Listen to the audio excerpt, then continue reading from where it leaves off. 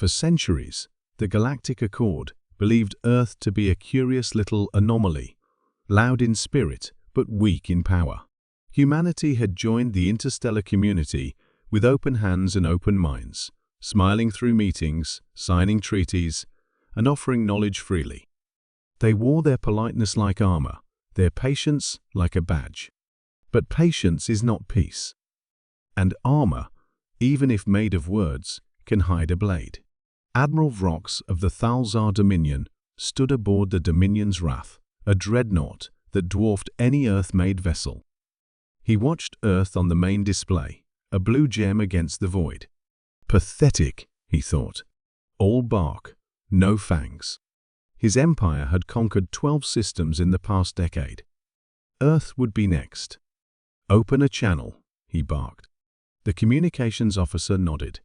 A moment later, a hologram of Earth's representative, Ambassador Lin Mei, shimmered into view. She wore the customary Terran diplomatic uniform, plain, unarmored, and soft-colored. "Admiral Vrox," she said calmly, "I assume this is not a courtesy call." "You assume correctly," Vrox sneered. "Earth has rejected the Dominion's gracious offer of integration. This is your final warning. Surrender unconditionally or be reduced to stardust." May paused, blinking once. "I see. That's unfortunate." Vrox leaned forward. "Do you think your primitive fleets can stop us?" "No," she replied, almost apologetically. "We didn't intend to stop you with fleets." Before Vrox could reply, the stars shifted. It wasn't a visual illusion. The Dominion's Armada's navigational charts began glitching. Multiple dreadnoughts reported weapon systems malfunctioning.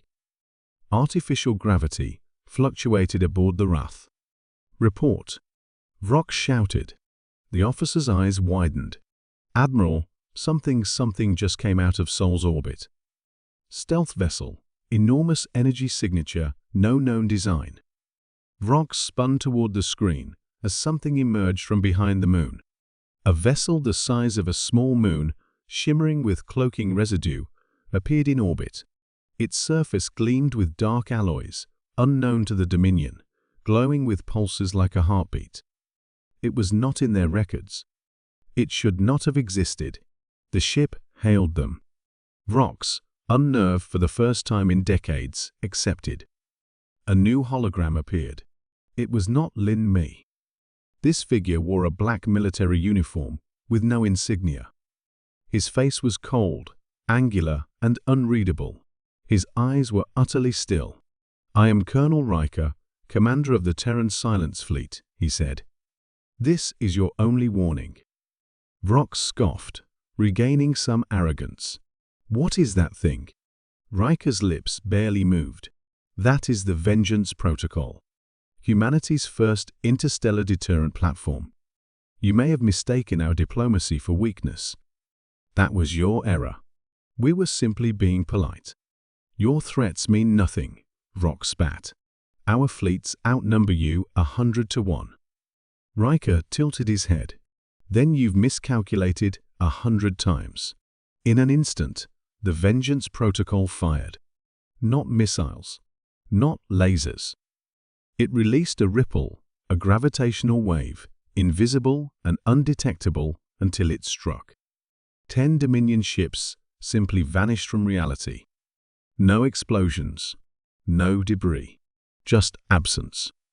Panic rippled through the Thalzar fleet. Vrox roared. "Return fire." Plasma lances, antimatter torpedoes, and quantum disruptors screamed toward the Terran ship. The Vengeance Protocol remained still. None of the weapons reached it. Each projectile disappeared mid-space. One officer stammered, "Sir, their ship has some kind of localized null reality field. Our attacks don't exist once they enter it." Vrox was speechless. Then Riker spoke again, quietly, firmly. "You studied our culture, our biology, our technology. But you didn't study our history. Every Terran civilization before us rose through war. Every age, baptized in fire. Peace was never our default. It was our choice. And now, we choose otherwise. On Earth, Lin Mei's image flickered off as Riker's replaced it. Across every Dominion channel, every ship, every screen, the same cold eyes stared back. Humanity had spoken. What followed was not a battle.